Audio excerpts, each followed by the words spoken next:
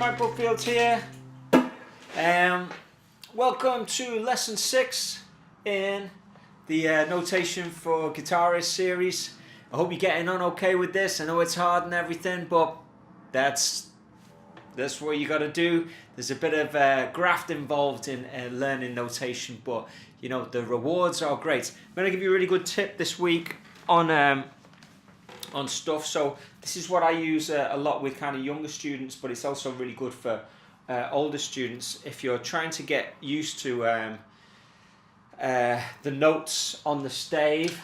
You get these kind of whiteboard type things. You get them for like in any stationery shop. This is a music specific shop one, so I got it from a music shop, but you can get just regular blank whiteboard things from a stationery shop for like, I don't know, probably a £5 or something.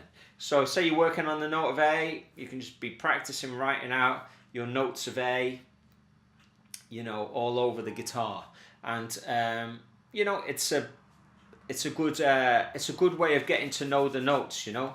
So you can just wipe it out again, and you can be sitting on the couch and watching a movie and kind of writing out kind of notes and stuff like that. And all those little things kind of add up and help down the line when it comes to practicing notation and that. So I'm going to jump straight in this week and get on with it. So here we go. We've got the note of A. So A lives in a few different places on the stave, as we've found out, and a few different places on the guitar. So let's start with the A that lives one extra ledger line above the stave, which is here. So first string, 5th fret. There it is. One extra ledger line above the stave. And then we've got second string 10, same note. Third string 14, same note. Fourth string 19, same note. So you can hear the slight, you know, difference in timbre and micro-tonal tuning there, but that's more probably down to the fact I need to change my strings. So next note, yeah, just be drilling them. Just getting used to that note. Okay, and then go for the second space from the bottom. So that lives here. Third string 2. Fourth string 7. Fifth string 12. Sixth string 17. So just be playing that. There are all your A's. And just, you know, practice writing it out on the whiteboard as well. And then if you look at the next one, okay, now we're really super high up the neck, aren't we? And it's just very, very hard to read those extra ledger lines. So this is where we use the 8VA. So if we write 8VA above that A, that means take it up the octave there to the 17th fret. Now you can actually write it, you know, sitting on top of 4 extra ledger lines. You know, and you will see that in books, you know, if you're learning the Steve Ray Vaughan solo or something and he's bending around here, you know, you'll see that. But, you know, if you're writing out a part in notation, you know, I think the guitar player or the other musician will thank you for writing 8VA because it's much easier to pick out the notes. So here you go. That's the one extra ledger line above the stave with 8VA written over it. And you can actually do it on the second string 22 as well. Okay, so now we've covered 8VA, and you know what that means. When you see that written over a note, take it up the octave, which is pretty easy to do on the guitar. You know, just take it up 12 frets. So, and then we've got the lowest A that we can play on the guitar, which is 2 extra ledger lines below the stave. So, 5th string open, we know that from tuning the guitar, and then the 6th string, 5th fret. So 2 extra ledger lines below the stave. So just be working through all of those A's. 1 extra ledger line above the stave.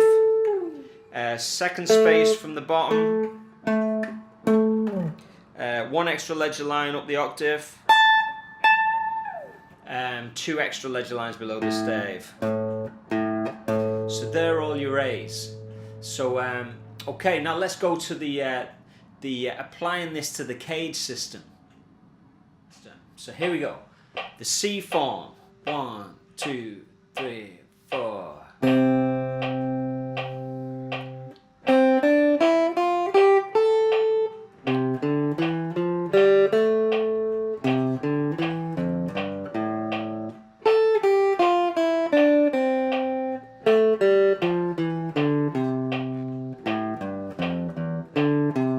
And again, 2, 3, 4.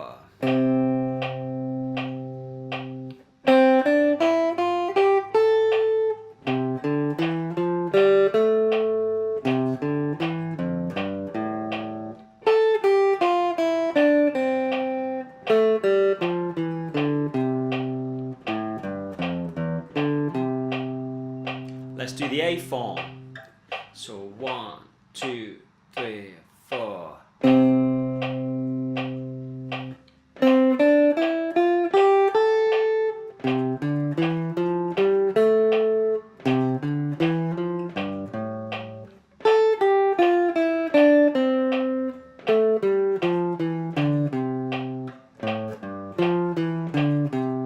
And again, 2, 3, 4.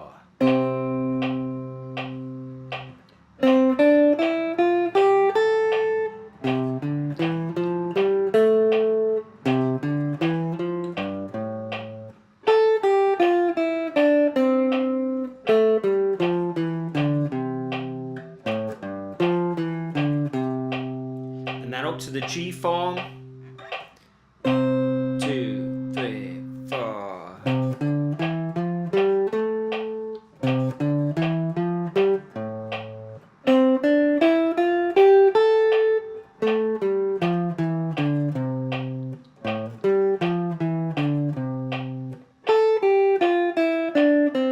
And again, 2, 3, 4.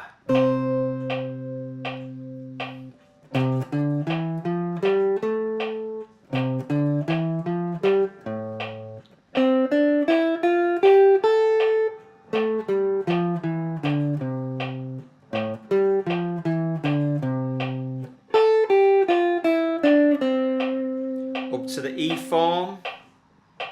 2, 3, 4.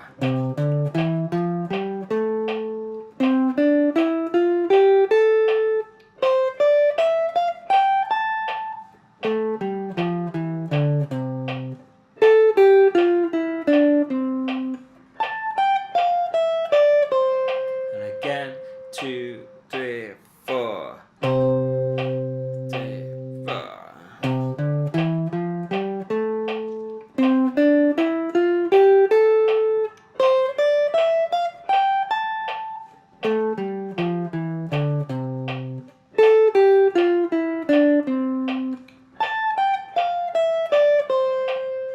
So again, using the first string there a lot, but that's what we do as guitar players, so we may as well incorporate that and practice it.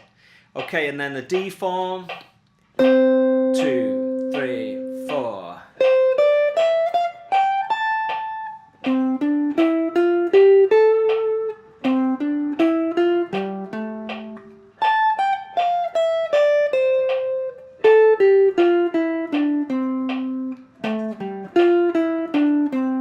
And again, 2, 3, 4.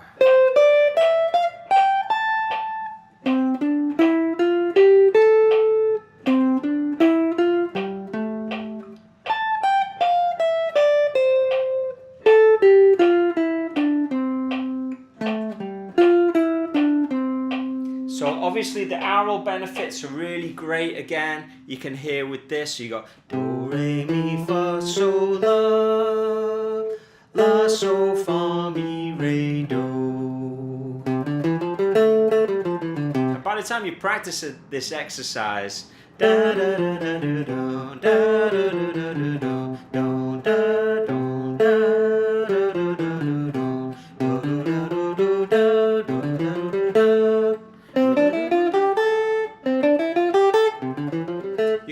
kind of start to hear the intervals because you're saturating your ear, and over time these things will really kind of, you get them internalized. And on other videos I've talked about internalizing information, and some information that just, for some reason or other, mainly because you probably haven't practiced it methodically, some of these technical things and theory-based things, they remain external. So keep practicing that. That's a really good fun thing to do. You know, it's hard work, but it still requires, you know, it still requires a lot of hard work, but it's still good fun as well. I kind of liken it to kind of like doing a crossword puzzle or something like that. You know, it's a musical crossword puzzle that you have to kind of work out. So again, try and turn this into music. So, you know, so go through.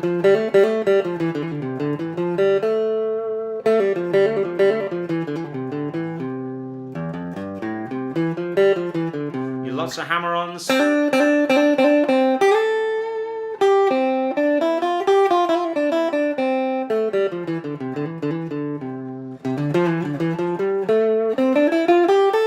Play through the positions.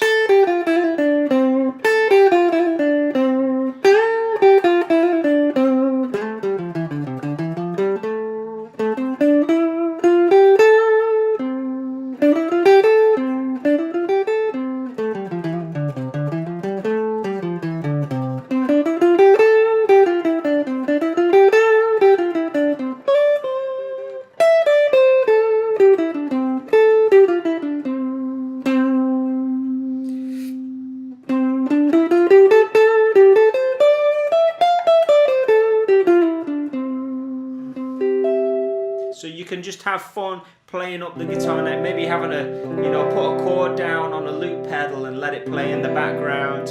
On the intro I was going, I was doing A minor, F and C, which sounds really familiar. It sounds like a really current kind of pop tune or something, doesn't it?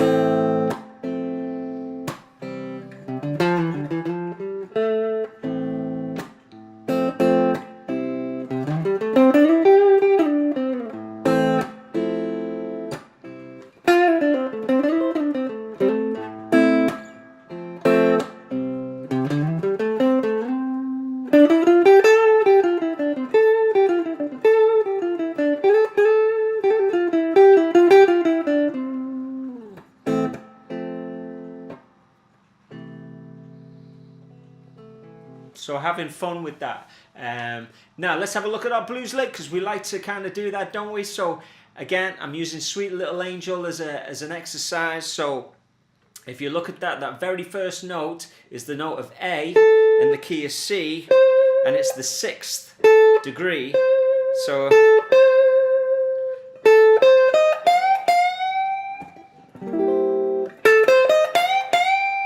something that Eric Clapton does and a lot of the blues players do is they go to the root via the 6th. And then the next is just a flattened 3rd and then bending up to the 5th.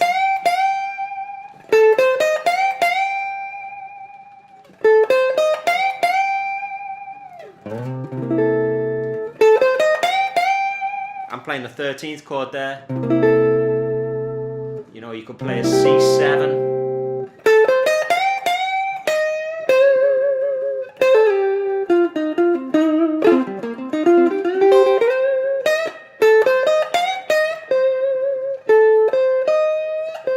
It sounds really authentic when you kind of approach it, as opposed from the flat 7, which is much more kind of common. But if you go, it's got that sweetness of that B.B. King thing, hasn't it? So anyway, have fun with that, and that's number 6. So, you know, you can see, look at the difference. You know, if you're looking at that PDF chart now, there's a big difference where we've come in 6 weeks. And I know there's a good bit of work in that, but that's what you got to do. So keep it happening, and thanks for hanging out, and I'll see you on the next one. Keep it burning.